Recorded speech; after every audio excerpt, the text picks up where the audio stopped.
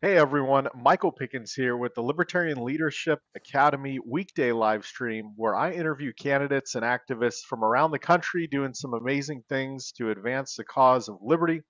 Today we have John Thomas. He's coming out of Pennsylvania. He's running for lieutenant governor. He's been in the cyber charter school industry for 15 years. He's a former candidate for U.S. Senate. He is an elder at his church and he helps with jail ministries and children ministries. He's just an all around great guy. John, thank you for running and welcome to the show. Thank you for that welcome, Michael. I'm happy to be here, happy to discuss libertarianism with you. That is one of my favorite topics to discuss. It's something that it's nice to be around other libertarians. I know you guys just had your convention, and Yep. it's like finally somebody wants to hear me rant on these on these topics rather than like my wife rolling her eyes again. I forgot to say you're also on the board for Habitat for Humanity, and it sounds like you just don't believe in libertarianism, you adhere to it. Libertarianism to you is a verb. Is that correct? Yes, it is. We can sit around twiddling our thumbs thinking, the government just needs to get out of the way and then we'll start solving issues. Well, you're going to die twiddling your thumb if that's the case. You really have to get out there and do that direct action. Be a libertarian in your community. If you think that without the government in the way, people are going to step up and solve issues, start doing it now. I Yep. always like to go back to Uber. Like whenever Uber started, the taxi cab industry had the medallion system. It was a big crony capitalist system. In most major cities, in order to run a taxi, you had to give the government, sometimes it was hundreds of thousands of dollars just for Yeah. have one taxi on the roads.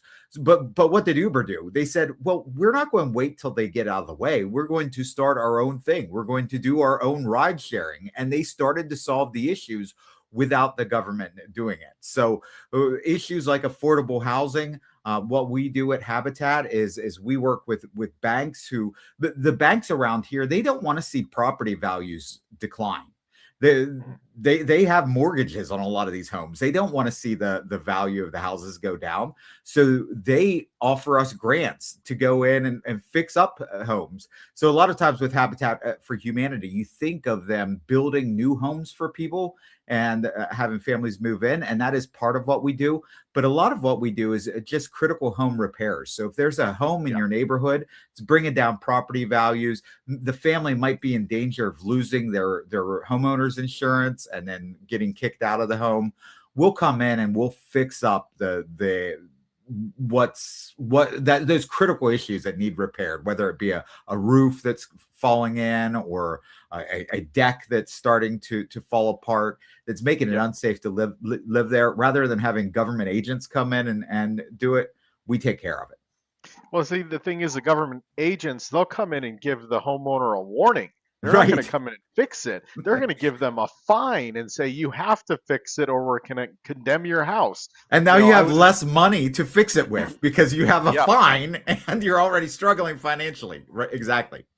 yeah, when I was involved with Habitat for Humanity in Sacramento, we went around and it was mostly, the very elderly people or disabled or, retired military that were also disabled, as people that really didn't have the means to do it nor the physical ability to do it at all, you Yeah, know? and a lot of the people we help are younger couples who are getting started. I mean, right now you hear about the affordability crisis and Sure. people who want to get into home ownership, but just have whatever barriers in place. But we do so we don't give them houses. We provide an interest-free mortgage for them. So a 30-year interest-free mortgage, you could get a decent house with almost Yeah. every single time. It's less than these families are paying in rent. They're Yep. able to own a home with an interest-free mortgage. But we don't just give that to them. We offer financial planning classes so that they're prepared to handle the responsibilities of, well, what happens in 5 years whenever my water heater goes out and I need to fix that water heater or else my basement's going to be completely flooded. You need to prepare for those things ahead of time. So we teach them financial literacy. We also make sure that they do what we call sweat equity. So they contribute 100 and some hours of service towards Habitat for Humanity in order to get the home. So it's not like a welfare program where it's like, Sure. as long as you check these boxes and your need is right, you get in. It's more than just need. You have to demonstrate that you're willing to serve the community and help out. So private initiatives are always so much better than the government initiatives for a million different reasons, and I try to stand behind them. Absolutely. So that sounds like a great program. Another thing that we had talked about before you came on here, which I think kind of dovetails from that into education, is that you've worked in the cyber charter schools for 15 years. You are big into competition in the educational marketplace. Is that correct? That's absolutely correct. So in Pennsylvania, we've had charter schools for since about 2000. So we're looking at like 25 years, 26 years of having charter schools. A few years after that, we got our first cyber charter schools, which were statewide schools that students could go to instead of their local public schools.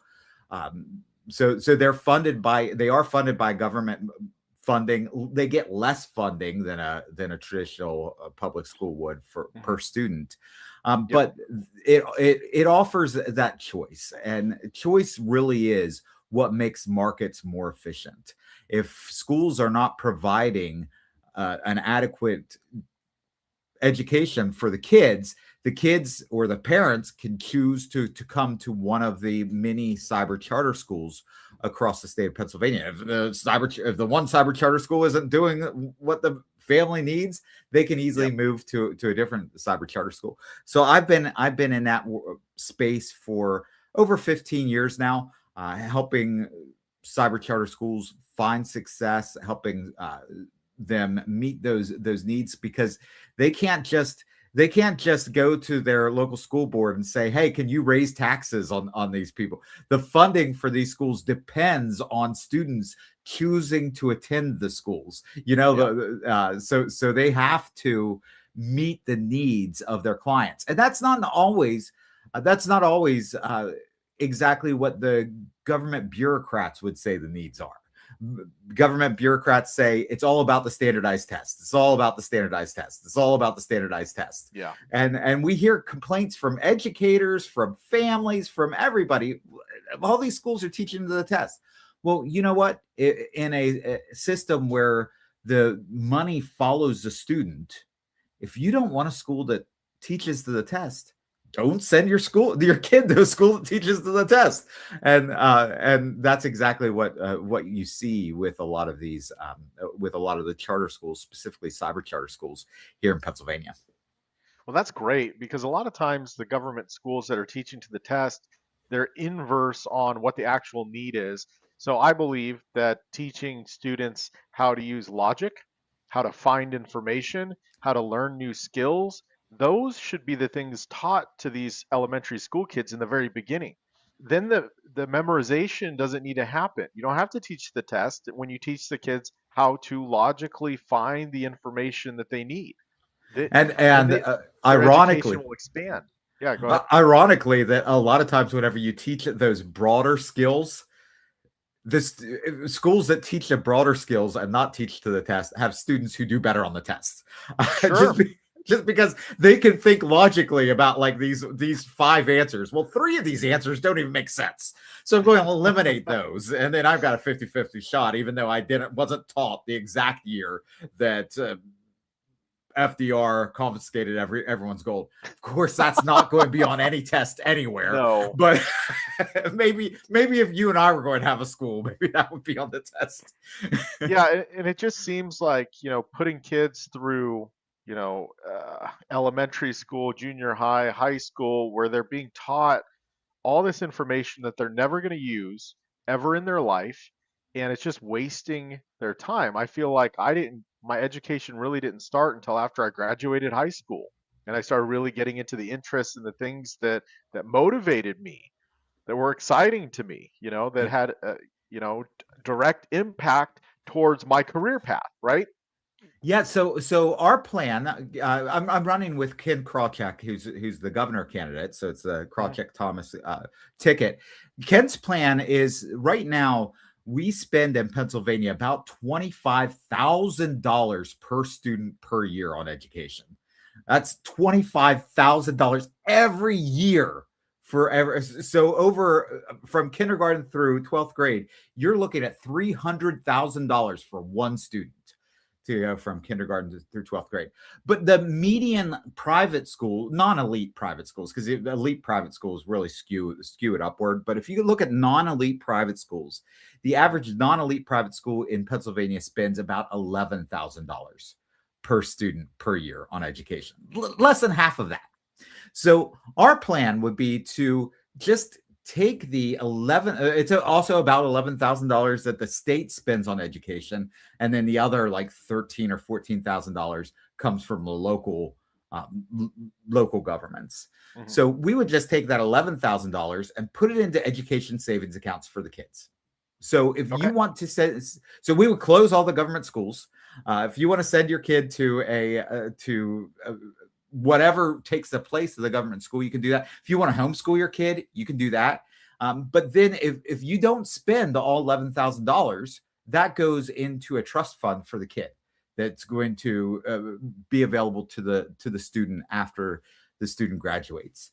So Okay. in your case, Michael, so if you're sitting there in high school and you're like, this isn't relevant to me. I want to go start an internship somewhere and get a Mhm. skill that's going to be applicable to a job.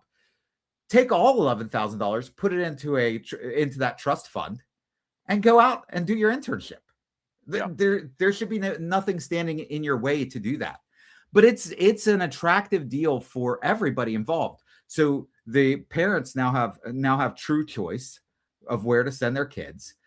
The kids, so if I'm telling a kid that, you know what, instead of being in this classroom where you're miserable, you Mhm. could be out doing that internship, you could be out at learning a trade, you could be out doing those other things, and then that money is going to be in a trust fund for you. A lot of kids are going to make that switch, and the kids who are left in the schools are the kids who absolutely want to be there.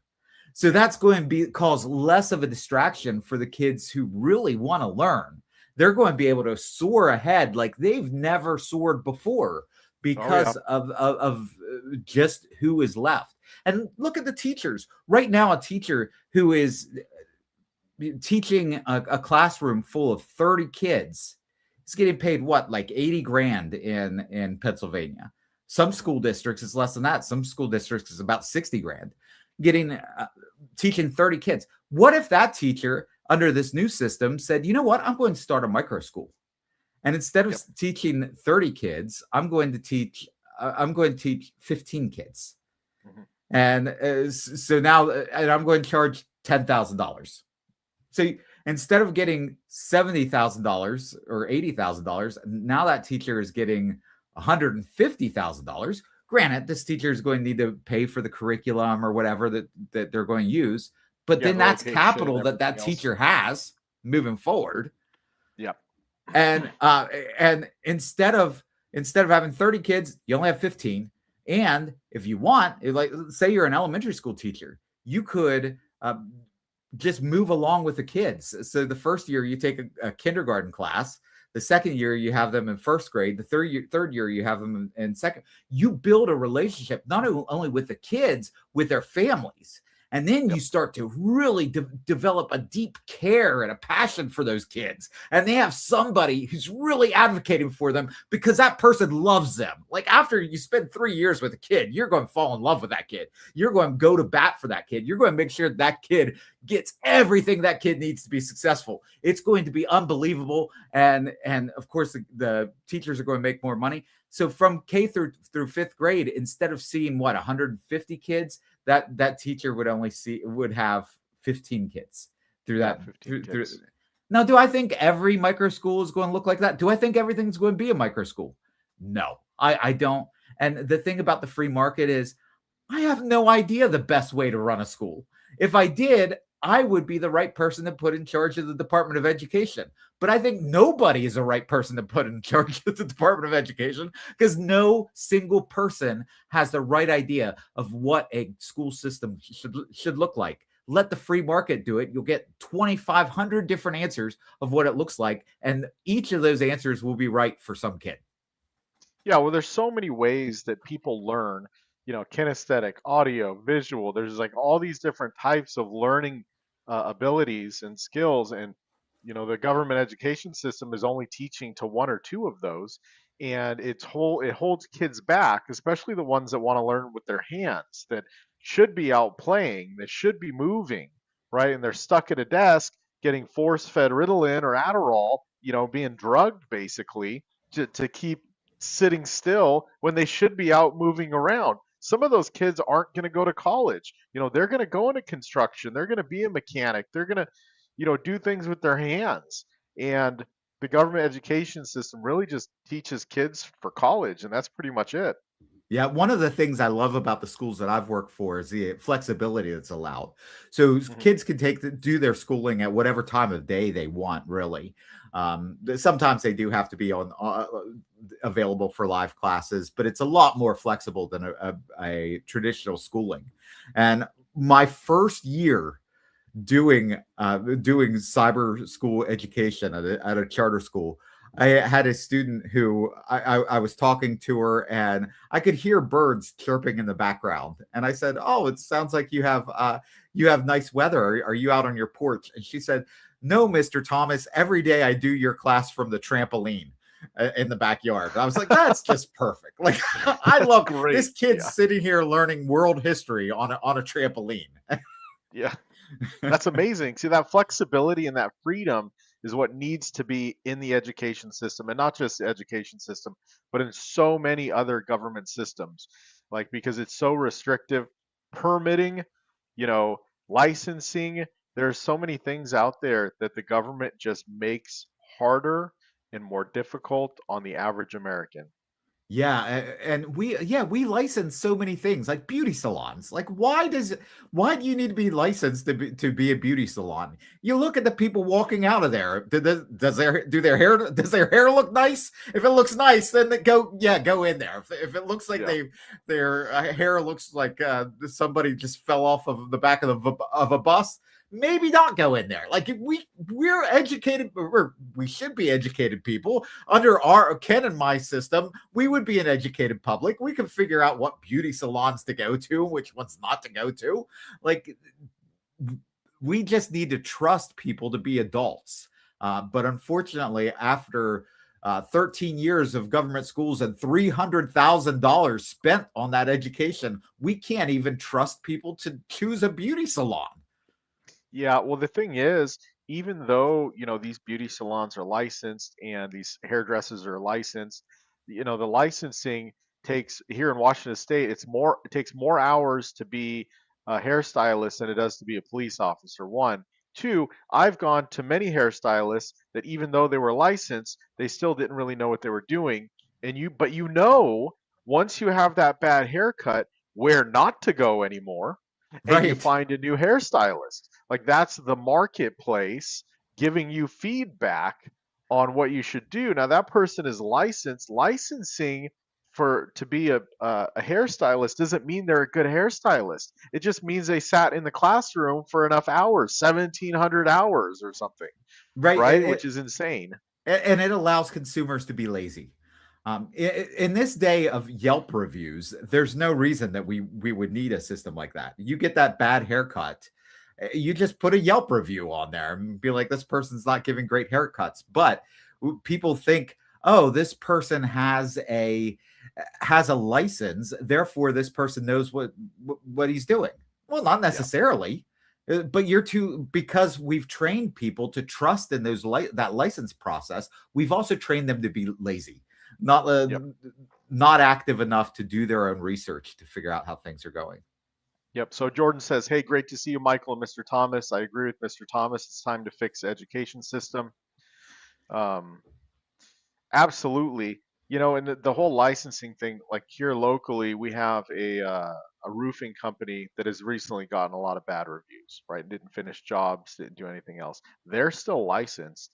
They're going to continue to be licensed, but it's, those reviews on Facebook that people are giving that is really going to educate people on whether or not they're going to use that company. Yeah. And we see so much of it because of social media now. If there's a restaurant and you get sick from that restaurant, you can go into the rant and rave group locally and you could post in there that, hey man, don't go into that place. I went in there and I was on the toilet for 2 days or whatever. You know what I mean? Right. Like people Exactly. are giving these reviews on Google and Yelp and whatever that can't be removed. And that right there is actually better feedback than these places getting licensed. And it seems like the licensing and the permitting is just another way for the government to make money and to keep the marketplace to where the current businesses in those categories maintain control. Yeah, it's all about that protectionism, and you're right, and selling licenses to people. Like I Yep. am going to take a right from you and then sell it back to you. Like you have a Yep. natural right to fix somebody's roof. Like Hmm. there's no reason that you should not have the right to fix a person's roof. But the government says, "No, Michael, you do not have that right unless you buy it from me." That runs so counter to. I wish people would understand the Ninth Amendment a little bit better. Which the Ninth Amendment you never hear about in the United States Constitution. But what the Ninth Amendment says is you have rights that are not listed here. They're the basic rights of being a human being. And just because it's not listed here doesn't mean it's not your right. And every founder, if you would have asked them or her, because there were some women founders back then, if you would have asked one of the founders, does somebody have a right to fix another person's roof? They would have laughed because the answer would have been so obvious that yes, you absolutely have a right to fix another person's roof. But we pretend that people don't have that right, so the government can take it and then they can sell it back to you. And at the same time, they make sure that new people are not entering that work. Around here, we have a lot of Amish people who fix roofs. So I'm not sure if they're licensed or not, but the Amish are I I think that they're an untapped libertarian community because I they Sure. just fly under the government radar so much. Yeah, they don't believe that they need permission from the government to do anything really, Yeah, and and and go ahead. they're very community oriented too. So a lot of people get the idea that individual or that libertarianism is about simply rugged individualism. That I don't need nobody else because I'm a libertarian. Well, no, libertarians are oftentimes very community focused. We think that the market is one of the most beautiful communities there is, and Yep. the market can solve so many problems because it gets so many people working together, working collaboratively. And you see that with the Amish communities. They're just working together, they're helping lift one another up. If somebody's lazy in the Amish community, they're not going to get support. But if They're not somebody just has Yeah, they're not just lifting each other up, they're actually lifting each other's houses up. Have you seen those literally, yes. videos? They're literally hundreds of them lifting barns and moving them and walking them down the road. It's Yeah, crazy. it's Like, amazing what you can do with a community effort. And yeah, libertarianism is not anti community. We love communities, we love people working together, but we just don't want it to be done by force.